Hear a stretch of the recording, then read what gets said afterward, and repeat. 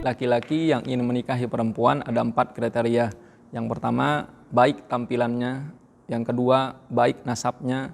Yang ketiga, baik finansialnya. Dan yang keempat, nikahilah perempuan yang baik agamanya. Kata Rasulullah, dari 4 kriteria ini, cari yang terakhir, yang baik agamanya.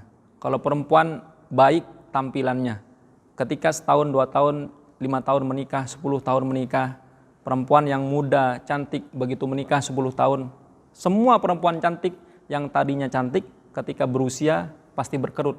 Tidak ada yang awet kecantikan. Yang menikah karena nasab, orang tuanya juga meninggal. Ketika dia menikah dengan nasabnya, orang tuanya pejabat, orang tuanya konglomerat, meninggal bapaknya, belum tentu dapat warisan. Bisa saja warisan itu rebutan nanti sama saudaranya.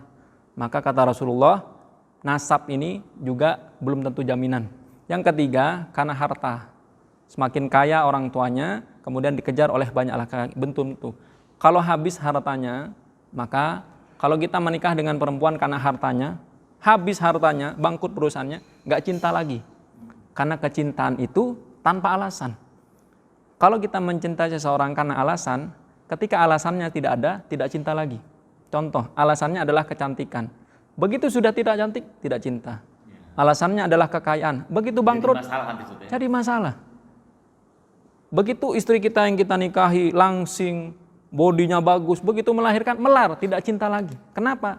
Cintanya bergantung pada alasan. Yang terakhir yang tanpa alasan adalah agama. Agama ini tidak ada orang melihat, tetap beribadah. Ada saudara, tidak ada saudara memuji, tetap beribadah. Ada saudara menghina, tetap beribadah. Maka agama ini yang harus kita prioritaskan. Kemudian untuk perempuan yang ingin menikah, syaratnya kata Rasulullah 2. Idza ja'akum man tardawna dinahu wa khuluquhu fazawwijuhu wa illa takum fitnatun fil ardi wa fasadun arid.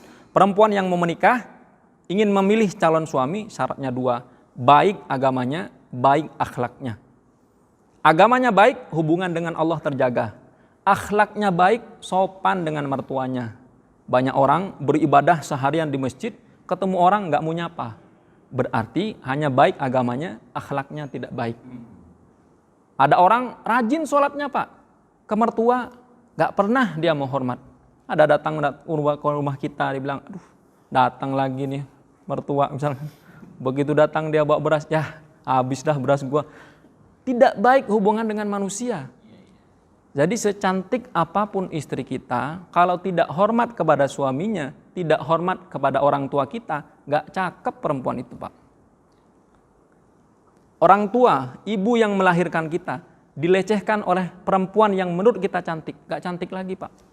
Kenapa? Perempuan yang melahirkan kita saja tidak dia hormati, apalagi cuma anaknya kita ini. Maka perempuan cari laki-laki yang baik akhlaknya, baik agamanya. 2 kriteria ini insya Allah mengcover semua urusan finansialnya. Kalau agamanya baik, taat kepada Allah, dikayakan Pak.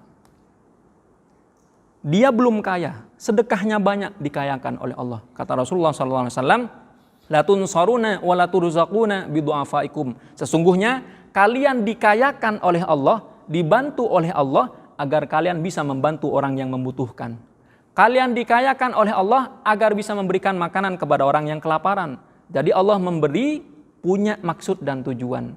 Dikayakan finansial kita agar anak kita bisa sekolah, pendidikannya terbaik. Istri kita bisa terjaga auratnya, kita belikan baju yang baik dan sebagainya. Jadi syaratnya 2 bagi perempuan yang ingin menikah, lihatlah agama dan akhlak. Jangan lihat pertama kali tampilan fisik.